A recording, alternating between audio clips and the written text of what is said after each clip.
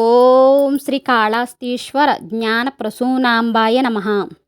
తమిళనాడు వెళ్ళేవారు అక్కడ ఉన్న ప్రధాన దేవాలయాలు చూడాలనుకుంటే ఈ విధంగా వెళ్ళి రావచ్చు. కాణిపాకం టు శ్రీపురం 55 కిలోమీటర్లు, శ్రీపురం టు అరుణాచలం 80 కిలోమీటర్లు, అరుణాచలం టు తిరుక్కోయిలూర్ 36 కిలోమీటర్లు, తిరుక్కోయిలూర్ టు విరుదాచలం 62 కిలోమీటర్లు, విరుదాచలం టు చిదంబరం 45 కిలోమీటర్లు, చిదంబరం టు వైదీశ్వరన్ కోయల్ 30 కిలోమీటర్లు, వైదీశ్వరన్ కోయల్ టు కుంభకోణం 48 కిలోమీటర్లు. కుంభకోణం చుట్టూ చాలా గుడులు ఉన్నాయి. వాటిలో IMP, తిరువిడై మరదూర్, Swamy malai, Nachiyar Koyal, తిరుచ్చేరై.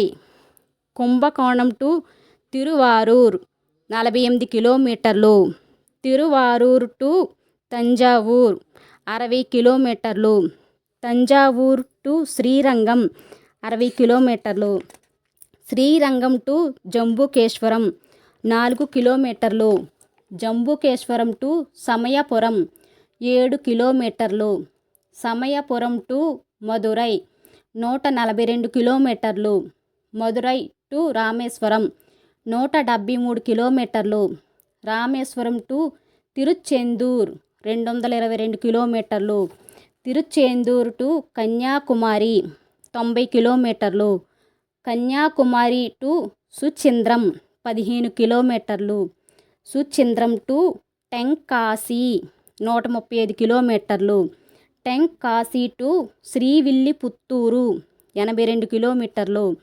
Srivilliputhur to Palani 180 కిలోమీటర్లు, పళని టు భవానీ 125 కిలోమీటర్లు, భవానీ టు కంచి వెల్లూరు హైవే 335 కిలోమీటర్లు, కంచి టు తిరుత్తని 42 కిలోమీటర్లు, తిరుత్తని టు తిరుపతి 67 కిలోమీటర్లు, తిరుపతి టు శ్రీకాళహస్తి 36 కిలోమీటర్లు.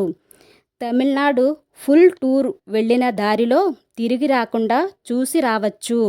ఆరాహో.